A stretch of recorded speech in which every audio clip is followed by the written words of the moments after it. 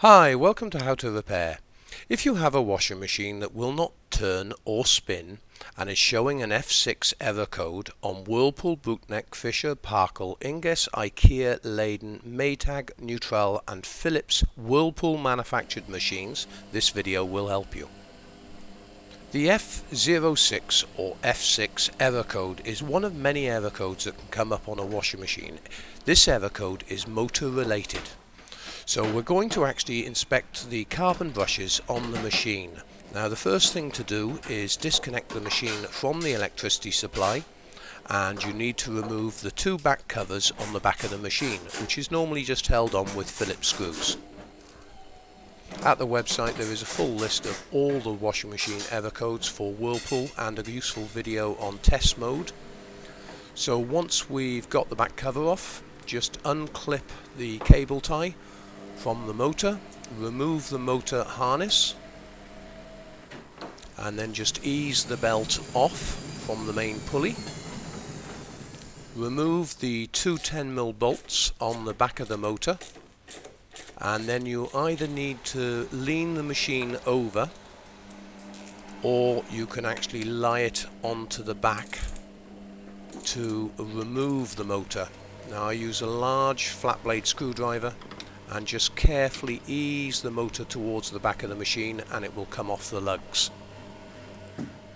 Right, now we've got the motor off, you can see the two carbon brushes on either side of the armature, and they're fitted at a slight angle to allow the slope of the brush to touch the armature in a certain way.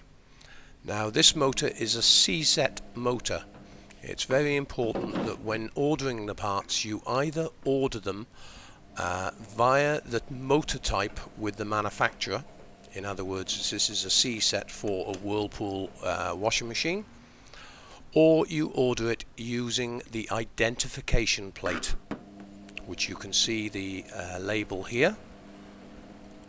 This is normally fitted around the door area or on the actual door of the machine.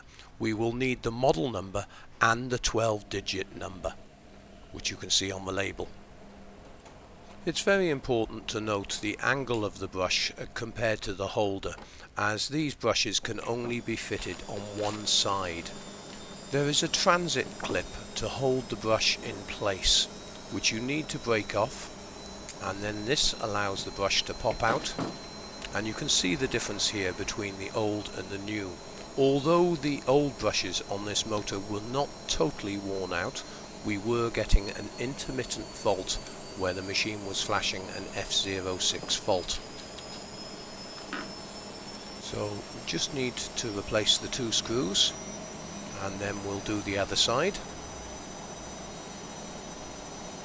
I have put links around this video and also in the description and on the info button for mobile users to take you to the website where you're able to purchase these carbon brushes.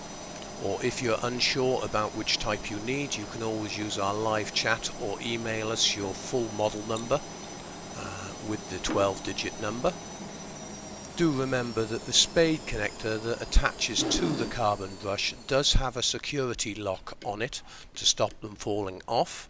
So you need to actually press that security lug down before pulling the spade connector off the carbon brush, as you will see me do here. Just use your thumb, press it down, and then it will release.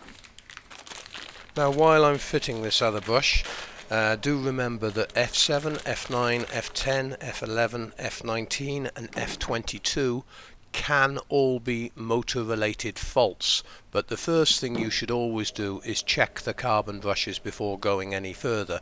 Some of these are error codes which either relate to the wiring harness fault or they relate to a circuit board fault. But you can see this in our other videos at the website. There are hundreds of repair guides on the website covering cookers, refrigeration, washing machines, tumble dryers, etc.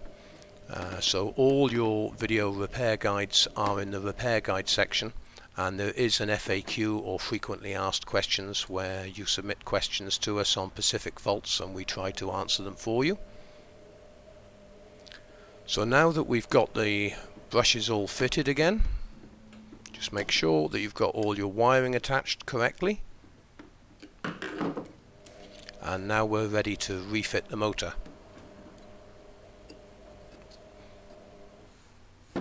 It's always worth giving the motor a spin in both directions once you've fitted the carbon brushes. Make sure there's no raised lugs on the armature.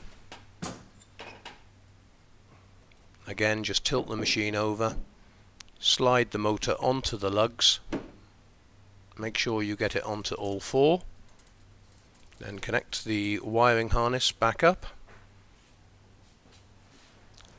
and you just need to put the bolts in.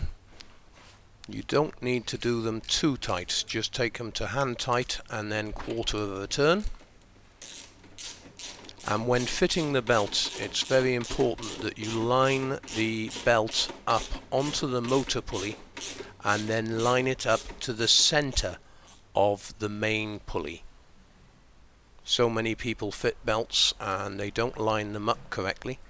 So give it a couple of turns, look down from the top or from the bottom and make sure the belt lines up in the center of the main pulley.